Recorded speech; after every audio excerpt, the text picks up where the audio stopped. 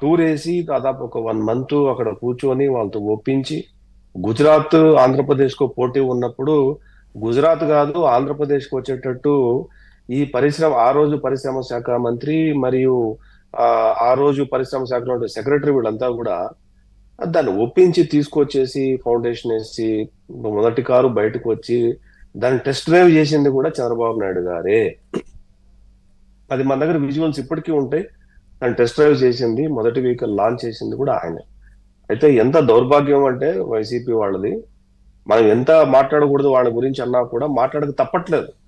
మనం ఎంత ప్రివెంట్ చేయాలన్నా మనం ప్రివెంట్ చేయలేని పరిస్థితి. 15 ఏళ్ల క్రితం అంట వైఎస్ రాజశేఖర్ రెడ్డి కియాకు లెటర్ రాశాడు.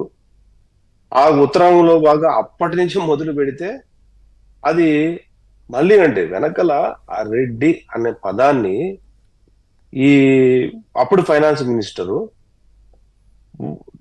ఈ ఈ ఈ క్యాస్ట్ కు ఉన్నటువంటి క్రెడిబిలిటీ మీద మేము ఆ ఆంధ్రప్రదేశ్ లో పెట్టుబడి పెట్టాము అని చెబుతూ బ్లాక్ మెయిల్ చేసి జగన్మోహన్ రెడ్డి గారు అక్కడికి వెళ్ళి తిరిగి మళ్ళీ రీలాంచ్ చేపించి ఆ రీలాంచ్ చేసే ప్రోగ్రామ్ లో అప్పుడు హిందూపూర్ ఎంపీ ఎవరైతే ఉన్నారో ఆయన గొడవ చేసి ఆ గొడవ ఎందుకు అంటే అక్కడ వాళ్ళకు ఐరన్ స్క్రాప్ వస్తుందండి.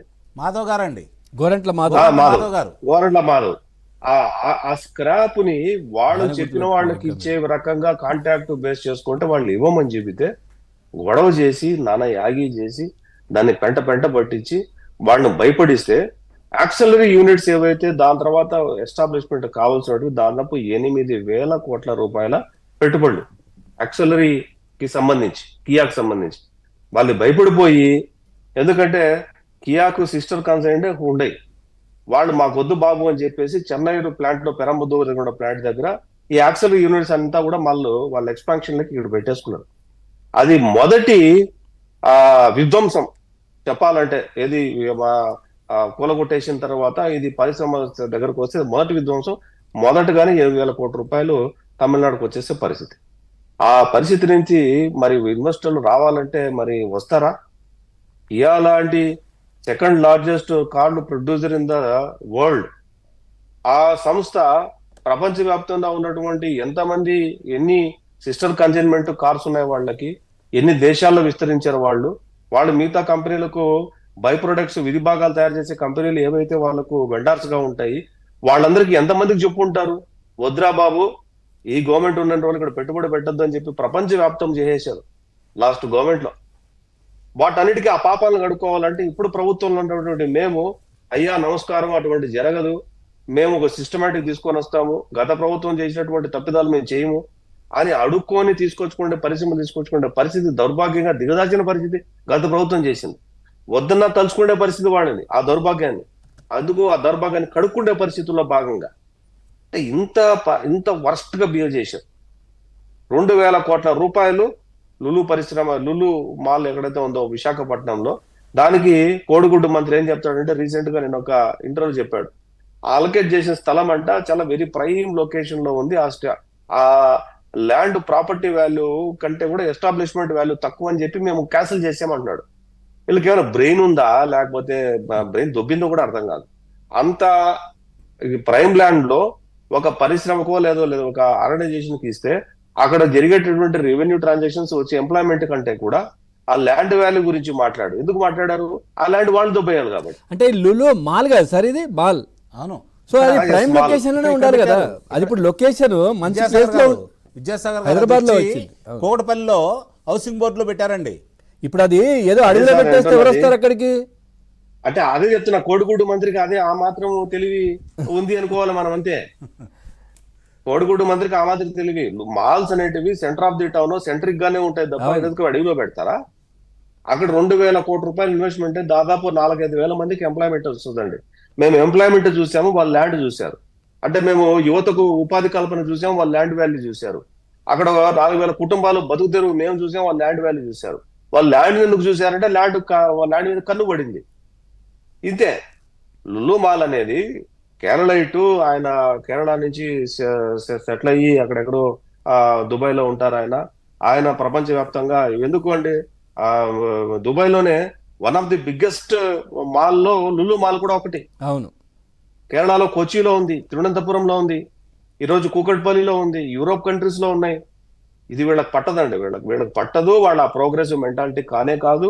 ఎంప్లాయ్మెంట్ ఎవరికి రాకూడదు. ఎంప్లాయ్మెంట్ మీరు చదువులు బిచ్చమేస్తే చదువులు చదువుకోవాలా, మేము ఇష్టం వచ్చాడు మీరు తీసుకోవాలా, మేము రేషన్ ఈ రకంగా చేస్తే ఆ రకంగా అంటే ప్రతి ఒక్కటి ఏంటంటే డిపెండెన్సీ పెంచడం.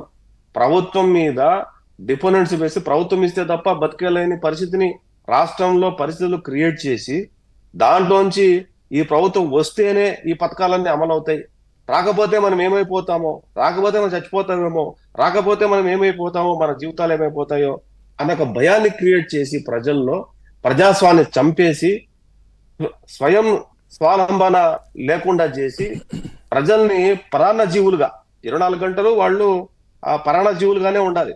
వాళ్ళు సొంతంగా బతకూడదు, సొంతంగా ఇల్లు కట్టుకోకూడదు. ఈ దానం ఇస్తేనే ఇల్లు కట్టుకోవాలా, దానం ఇస్తేనే డబ్బులు తినాలా, దానం ఇస్తేనే ఇంకో వాళ్ళు బతకాలా, తినాలా, తాగాల, పడుకోవాలా, లేయాలా, వైద్యమైన విద్య ఏదైనా సరే. అది రాజరికమా లేకపోతే సైకో పరిపాలనో మనకు దీన్ని బట్టి అర్థమవుతుంది. కానీ తెలుగుదేశం ప్రభుత్వం లీడర్షిప్ లో కానీ లేదంటే కూటమి ప్రభుత్వం లీడర్షిప్ లో కానీ ఇది ఈ మైండ్ సెట్, ఈ మెంటాలిటీ కానే కాదు.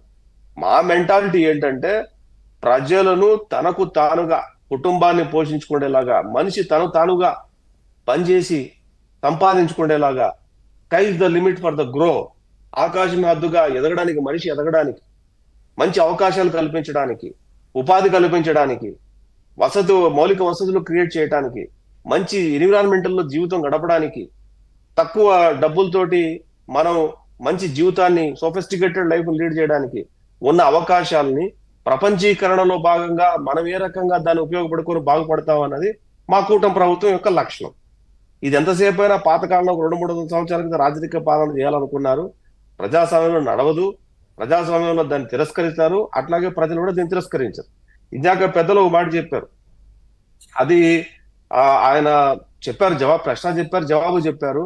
ప్రజలు ఆరోగ్యంగా ఆలోచించడానికి కారణం కూడా బలమైన కారణం బీజాలు వేసింది గత ప్రభుత్వంలో ఉన్నటువంటి అధికారులు, గత ప్రభుత్వంలో పనిచేసేటువంటి ఉండాల్సినటువంటి ఉండేవాళ్ళు. సో దానికి మనము రియాక్ట్ అయిపోయి అదే మాదిరి చేయటం వల్ల ఈ రోజు మీరు చెప్పారు చూసారా, రాష్ట్రంలో శాంతి భద్రతలు లేవన్నది ఒక క్రియేట్ అయితే బయట నుంచి వచ్చే ఇన్వెస్ట్మెంట్స్ ఏవైతే ఉన్నాయో అవి రావడానికి చాలా టఫెస్ట్ టాస్క్ అయిపోతుంది. సో దాన్ని ప్రివెంట్ చేయడానికి ఒక పీస్ఫుల్ లేదు ఒక పాజిటివ్ ఎన్విరాన్మెంట్ స్టేట్ లో ఉందని చెప్పి క్రియేట్ చేయాలంటే లీగలైజ్డ్ గా ఏదైనా ముందుకెళ్ళడానికి అవకాశం ఉండాలంటే దాన్ని నెమ్మదిగా మెల్లగా లీగల్ గానే చేయాలి తప్ప ఇల్లీగల్ గా చేయడం వల్ల ఏమవుతుందంటే రాష్ట్రంలో రావాల్సిన పెట్టుబడుల అంశం మీద ఇది చాలా పెద్దగా దెబ్బ పడుతుంది. కాబట్టి ప్రజలు గాని కార్యకర్తలు గాని వాళ్ళకు ఆ రోజు చేసిన అరాచక పాలనకు రివెంజ్ లేకపోతే వాళ్ళ మీద రిటాలియేషన్ చేయాలన్న కోరిక తపన దాన్ని కొద్దిగా సప్రెస్ చేసుకుంటూ రాష్ట్రం అభివృద్ధే భాగం అనే పద్ధతిలో మా కూటమి ప్రభుత్వం పోతుంది. నిజంగా సార్ ఏదైతే విద్యాసాగర్ గారు రివెంజ్ అనేది కనిపించట్లేదు, ఎవరి పని వాళ్ళు చేసుకుంటున్నారు. పోలీస్ శాఖ వాళ్ళకి సంబంధించిన పని చేసుకుంటున్నారు.